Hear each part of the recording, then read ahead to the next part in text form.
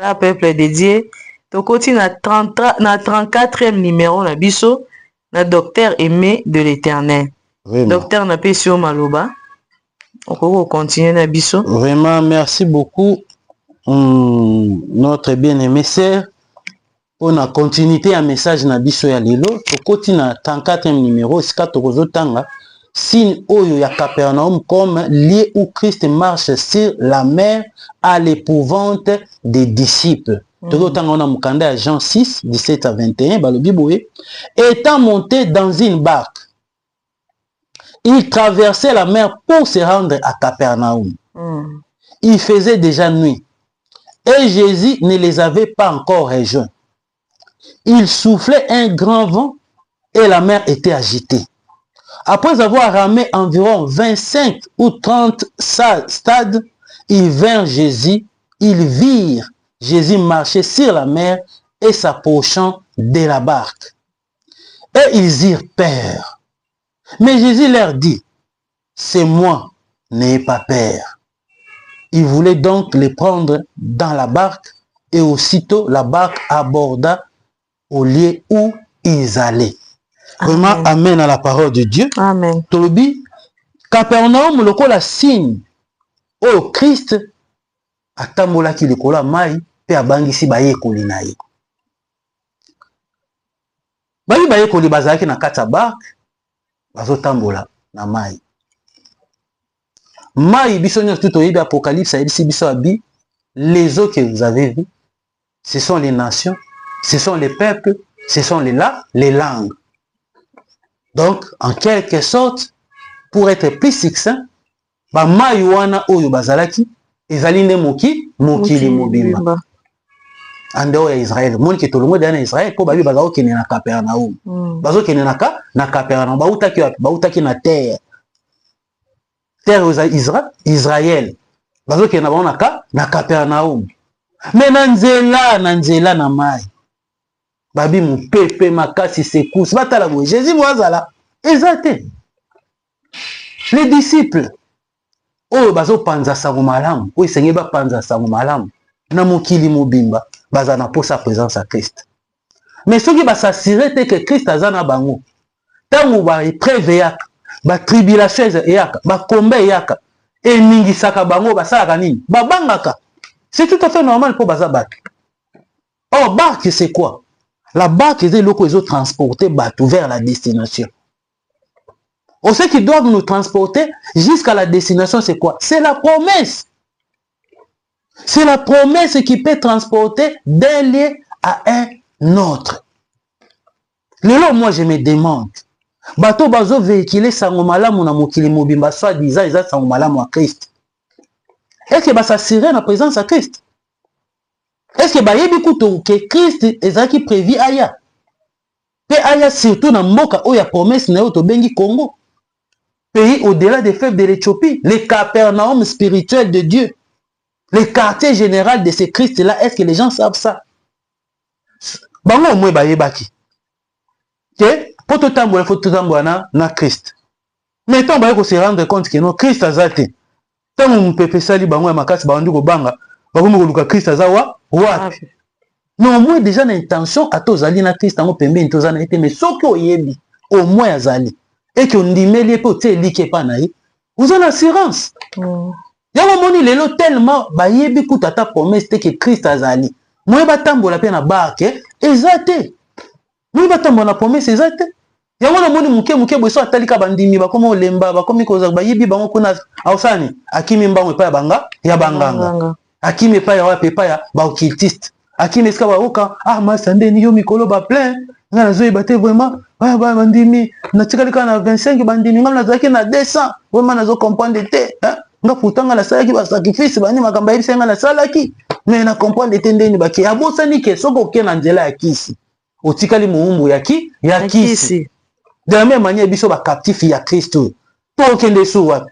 To kangamaka na Kristo ofinga namona boya bondima te joza soka ba captif ya Christ ti mukoto komona renouvellement toutes choses gloire na biso ya ndenge nzambe alakaki biso na nzala na pasi na nini toza wana parce que toyebi biso to ndimeli tokoti na kati ya barke ya promesse oyo toyebaka te bato mosusu lelo bayebi atake barke eza te mpo bakota ata na kati mpo batraverse bakende na Capernaum bayebi te. Il faut que nous koyeba la connaissance, j'ai toujours dit la connaissance est la clé. La connaissance c'est la clé. Yozo me mama na destinée ni. Parce que eloko ni peso me mama pour ken. Parce que eloko ko memo kende fait za la malobo nzamba loba yango ne ko mema. Mais ce que yo makambo nzamba loba otiki yango pembeni. Mais olobi ke ozo tambola na nzamba ozo panza sa malamu mokili mobimba. Tant danger oyo osani. Ok, mais qu'on a pour sacrifier. Et si on continue à dire à sacrifier, c'est pas qu'on comme esclave. C'est le lopé ça qui m'ont dit moko. Esprit on a servi pendant une année. Quand on lemba, a servi à coûter un peu dans le botou na à coûter un peu dans le balike ma casse. À l'embit. Aux obligés ni. Ok, des sous au senga au sous. Peut-être demba la on. Pour renforcer mon coana comme ça on continue toujours courir. Ce que yo tika la kaka au sacrifier ka ba via batou, ba via batou au sacrifier, ba espionner za ka ba esclave na yo. Yo zanani. Est-ce que les gens ont et les qui abattu sur tous sacrifiés? Non. Tozonga na nzela, tokota, tozonga na libongo, tozonga na libongo. Et si que Jésus a tika kibiso na libongo, na maloba na ye. Comme ça, tokomona, ba ke potokota.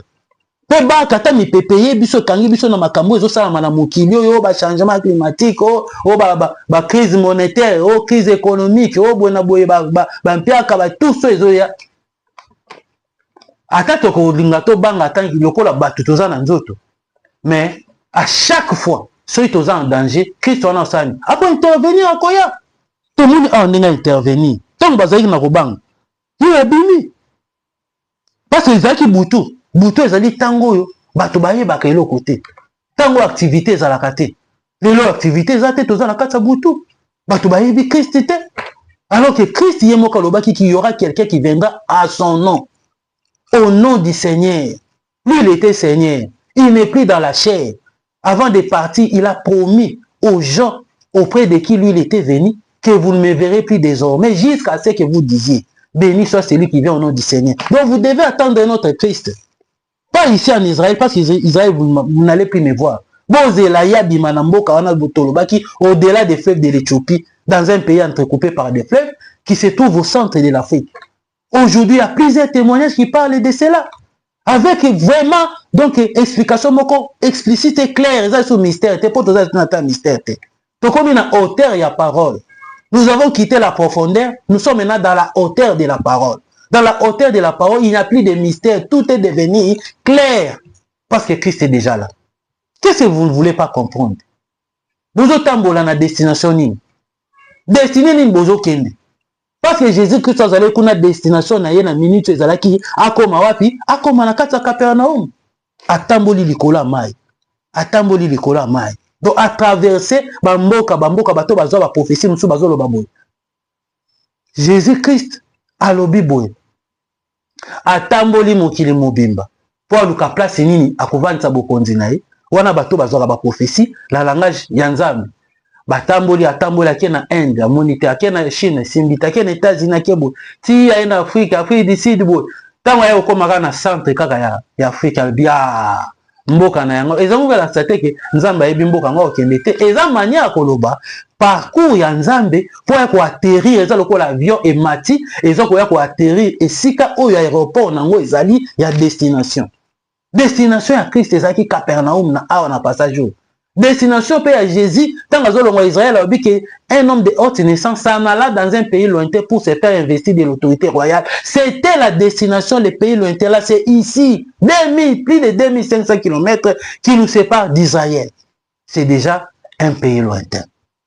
Comprendre, Ndekonangai, statue à Babylone, Oyo Bamonaka, na roi Nabucodonosor, oh Daniel a expliqué, na Daniel D, statue wana est démontré bino biloko surtout. Parce que statue wana ezaki na vallée ya Shinéar. Côté aux montagnes Israël, côté aux montagnes RDC, na katikati ya vallée des mondes. Nde babi ba bokonzi ndenge ni ezo longwa na Israël, ezo bana na tête Rome, ezo kita au Allemagne, protestant, et kiti au France Jean Calvin, au kiti Wesley Angleterre, au kiti États-Unis. Et kiti ezo tambola.